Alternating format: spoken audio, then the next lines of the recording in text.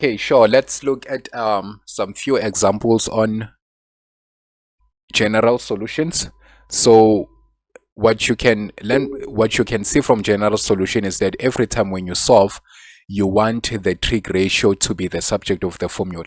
So if you are given sine alpha minus 0.242, the first thing that you want to do is to make this the subject of the formula. So take this one to the right hand side, you have 0.242. Now at this point you want to solve for theta or for alpha, then it's sine and then -1 like that. This is 0.242. Then when you punch that in your calculator, you have 14 degrees. Then this 14 degrees immediately becomes the reference angle. Now, looking at this, you can see that sine alpha is equal to positive 0.242. Then that means solving for your general solutions, you're looking for where sine is positive. But then reminding ourselves of the cast diagram, we know that this is cast, so sine is positive in the first quadrant and the second quadrant.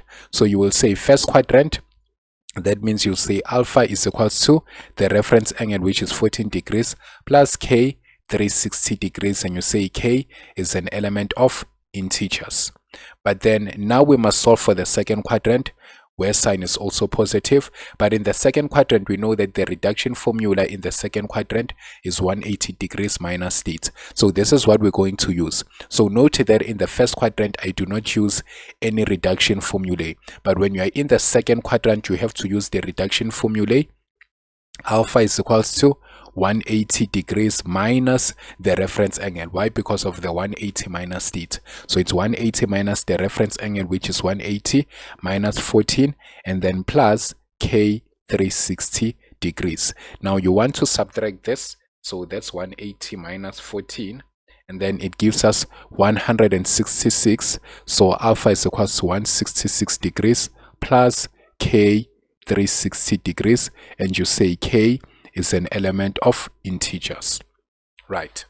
Okay, so in the second example, we have tan beta plus 5.145 is equals to 0 degrees.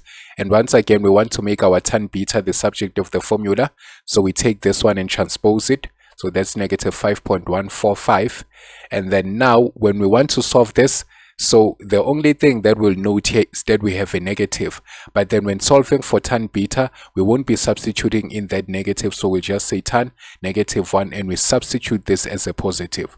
So the negative is only a reference to us that will be checking for tan in the quadrants where tan is negative.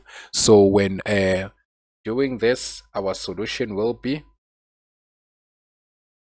79 degrees. So that's 79 degrees. And then now what are we going to do?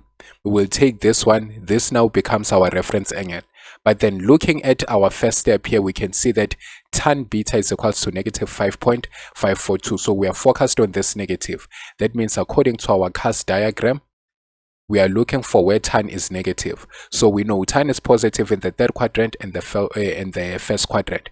That means it is negative. Tan is negative in the second quadrant and the fourth quadrant. And this is where we are looking to find our general solution at. So we will start by the second quadrant. So we'll say second quadrant, and then we'll say beta is equals to, remember in the second quadrant, our reduction formula is 180 minus theta. So this is 180 degrees minus the reference angle 79 degrees, and then plus k 180 degrees. Why 180 degrees now? Because the period for a tan graph is 180 degrees. So always note that when we are working with tan, it's k 180.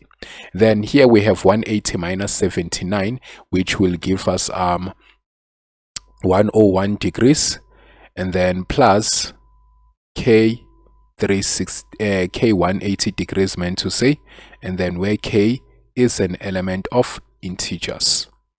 Okay, once again we have another one here. It's cos alpha, and then the first thing that we want to do here again is to take this one and transpose it to the right. So we have 0.242, and then solving for our alpha, we have alpha is equals to cos, and then 0.242.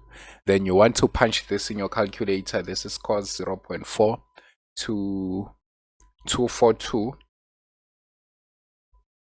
So that's 242. And then we have 75.99, which we can round it off to 76. So alpha here is 76 degrees. And then again, when we look here, we are looking for where cos is positive. So again, we consult our cast diagram, and then we know that cos is positive in the first quadrant and the fourth quadrant. But then remember, in the first quadrant, we said you take your reference angle as it is, right? So we will have alpha is equals to 76 degrees plus k 360 degrees. So why k 360 degrees? Because the period for cos is 360.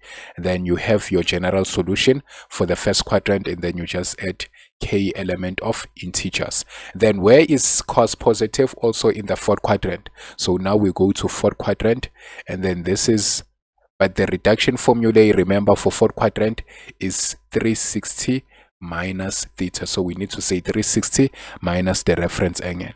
So this is 360, then our reference angle is 76, and then we say plus k 360 degrees, and then we say alpha is equals to 360 minus 76. That's going to give us 284. So that's 284 degrees plus k 360 degrees, and then we say k is an element of integers. So that's it, guys. That's how you do your general solutions. See you next time.